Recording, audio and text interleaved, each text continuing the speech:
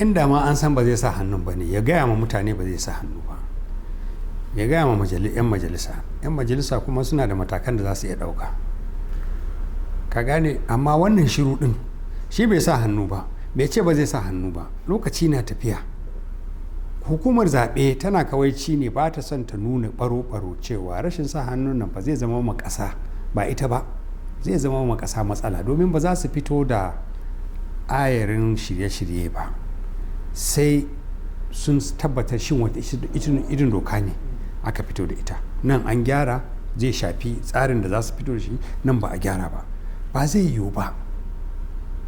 Kuma kamar yadda Hausawa ke cewa barin bayan gida a ciki baya maganin yunwa. Wannan abin da shugaban ƙasa yake yi ba yi da amfani, ba zai ma ƙasa amfani ba. In kana duk abin da kake neman shawara a kai, in dai da gaske kake yi fi sabilillahi, ka sa shi yana da muhimmanci. In kana so wallahi cikin kwana 3 duk wanda za ka tara, kai kana iya ma tara mutane cikin kwana 2 ka ce kai daga yanzu zuwa kaza ku bani shawara, a yi ko kar a yi, ina za a gyara wannan, ina za a gyara ma wannan inganci, ya za a yi irin wannan abu. Wane ne ke bashi shawarar nan? Kwana nawa yake nema, mako nawa yake nema, wata nawa yake nema? Da fari an kai mishi wannan abu bayan an daɗe ana yi, ya duba sai da ana gobe ko jibi ya koma ya je ce shi baya son wannan tsari na ƙato bayan ƙato. Aka ɗauka aka cire shi, aka sake mayar mishi. Jerin gyare-gyaren nan kusan 50, amma yanzu an zauna a kai an ce yana neman shawara. To in shi shugaban kasa ba zai ji mu ba, bari mu roƙi masu ba su shawarar nan, tunda shi ya ce shi shawarar ku yake ji, don Allah da darajar alkur'ani ku ba shi shawarar da ya kamata ku ba shi, ya sa mana hannun nan, kada wannan abin ya jawo, kada mu kare kaman wancan wanda aka yi na wancan majalisa, sai a bari sai dab da zai sauka sai a koma a ce to a yanzu babu lokaci. Kada mu sake zaɓe a tsohon dokan zaɓe, saboda an nuna guraben da yake da wanda irin gurguntakan da yake da shi da matsalolin da yake da shi. In ba mu yi wannan gyaran ba, a sake sabon zaɓe a tsohon doka wanda kowa ya gane inda ɓarnar take, to ba zai maka sannan fa'ida ba.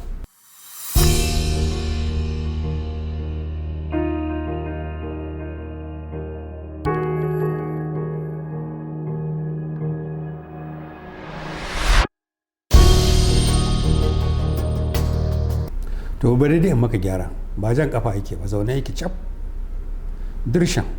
Mai jan kafa yana dan motsi, an kai mashi abin nan fa, ya ce ya dauka ya ba masu bashi shawara, amma shiru kake ji. Inda jan kafa ne zaka ce kila to an kusa, babu, zaune yake dirshan.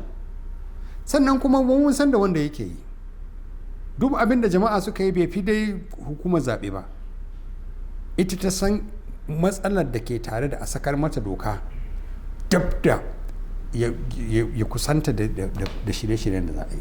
Kuma an ta koka dole a jita, idan da su yake yi meye na wani kawaici, ya fito ya ce hukumar zaɓe ta shiga cikin jerin gwanon masu cewa ba a kyauta ba. Idan kuma sauran jama'a ne suke, suna da hujja. menene hujjar su? Fito da a gaya ma jama'a da jam'iyyoyin zaɓe da sauran da abin nan cewa yanzu ga sabon doka, ga inda aka gyara, sannan kuma ga lokacin da za a yi kaza, ba karamin abu ba ne. Saboda haka don Femi ya fito yana cewa a daina magana, an ki a bari. Wannan dai doka ba ta shugaban kasa ba ne, ta ƙasa ce, kuma ya kamata shugaban kasa ya fahimci bambanci tsakanin abin da zai daga dama sai ya ga dama ya yi da abin da ya zama dole a yi ƙasa saboda haƙƙi ne na shugaba ya yi. Amma don ya fito yana mai da mutane, mun san da wanda yake duk wannan kauce-kaucen da habaice-habaicen da yake, in aka ce sai an kai ranar ƙarshe sannan ya fito da wannan abu, to duk ko ranar da aka ci a cikin wannan abin ana ɗiban haƙƙin fito da tsari ne mai kyau. In kuma abin da suke so su yi kenan, idan kuma duk wannan abin da ake dama can ana shirye-shirye ne, sai an yi nisa sai a zo a ce to kai gyara ma an fasa, ba zai yiwu ba, baya so. Ko kuma sannan a fito a ce nan a cire nan a gyara, kamar yadda na gaya muku an sha ganin irin wannan abin. to yanzu dai kam tura ta kai bango. 'Yan Najeriya sun ga irin illan da sun san irin illan da za a yi in aka ce yau an ba shugaban kasa Buhari wannan doka, ya ce ba ya san wannan, an gyara an mayar mishi, daga ƙarshe ko dai ya ce ba zai yi ba gaba ɗaya gyaran, ko kuma ya mayar ya ce a sake wani gyaran, a yi ta jan wannan abu. Kuma doka ta riga ta ƙayyace lokutan da za a yi zaɓe. To wannan shine mummunan illan da ke ciki.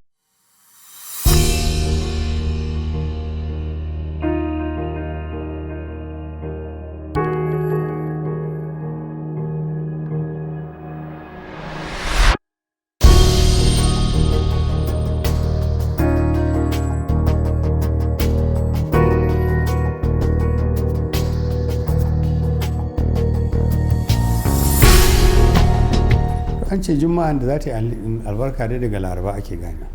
In ka bi tarihin wannan majalisar ba abin da za su yi wanda zai kauce da abin da shugaban kasa Buhari ke so. Babu, ba su yi ba da, ba su nuna alaman za su yi ba kuma za su yi ba. Ni ka tambaya ra'ayina, ni ban ga alaman za su yi ba. Sai dai duk ko me zai faru ya faru. Amma in dai a ce wannan majalisar ce za ta tashi ta da kaimi ta ce to tunda shugaban kasa Buhari ba zai abin da 'yan Najeriya suke so ba zai yi abin da muka yi wanda doka ta ba mu dama mu yi ba, zai yi ra'ayin kanshi ne, mu kuma bari mu yi amfani da karfin da muke da shi da tsarin mulki mu yi wani abu ba dai wa'annan ba.